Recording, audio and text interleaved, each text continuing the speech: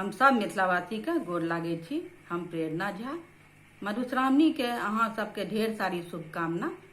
आइ एकटा हम फूल तोड़े के गीत ल के आयल छी। आशा ये अहाँ सबके नीक लागत। लाइक सब्सक्राइब शेयर करब। गेंदा के फूल बड़ी लल गे मालिनिया, गेंदा के फूल बड़ी लाल, गेंदा के फूल बड़ी लल गे मालिनिया, गेंदा के फूल बड़ी लाल। कोने डाली तोरब बेली चमेली, कोने डाली तोरब बेली चमेली, कोने डाली तोरब गुलाब गे मालिनिया, गेंदा के फूल लाल लाल, कोने डाली तोरब गुलाब गे मालिनिया, गेंदा के फूल लाल लाल। सोना डाली तोरब बेली चमेली, सोना डाली तोरब बेली चमेली, रूपा डाली तोरब गुलाब गे मालिनिया, गेंदा के फूल लाल लाल। सोना डाली तोरब गुलाब गे मालिनिया, गेंदा के फूल लाल लाल, रूपा डाली तोरब गुलाब गे मालिनिया, गेंदा के फूल लाल लाल।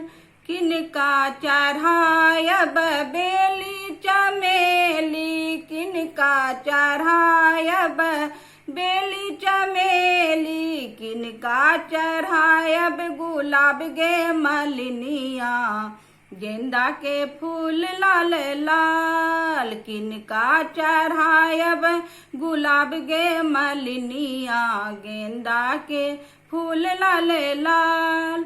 भोला चढ़ायब बेली चमेली, भोला चढ़ायब बेली चमेली, गौरी चढ़ायब गुलाब गे मालिनिया, गेंदा के फूल लाल लाल, गौरी चढ़ायब गुलाब गे मालिनिया, गेंदा के फूल बड़ी लाल।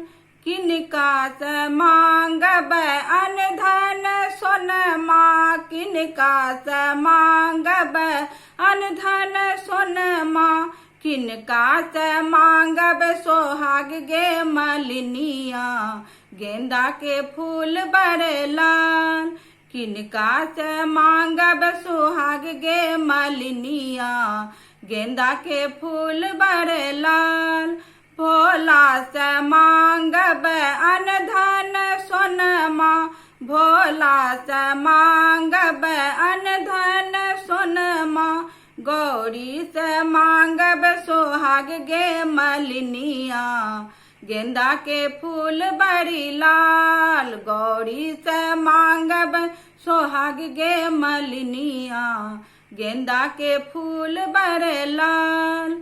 कोने सूत गाथब बेली चमेली, कोने सूत गाथब बेली चमेली, कोने सूत गाथब गुलाब गे मालिनिया, गेंदा के फूल बड़े लाल, कोने सूत गाथब गुलाब गे मालिनिया, गेंदा के फूल बड़ी लाल। सोना सूत गाथब बेली चमेली, सोना सूत गाथब बेली चमेली, रूपा सूत गाथब गुलाब गे मालिनिया, गेंदा के फूल बड़े लाल, रूपा सूत गाथब गुलाब गे मालिनिया, गेंदा के फूल बड़े लाल, गेंदा के फूल बड़ी लाल गे मालिनिया,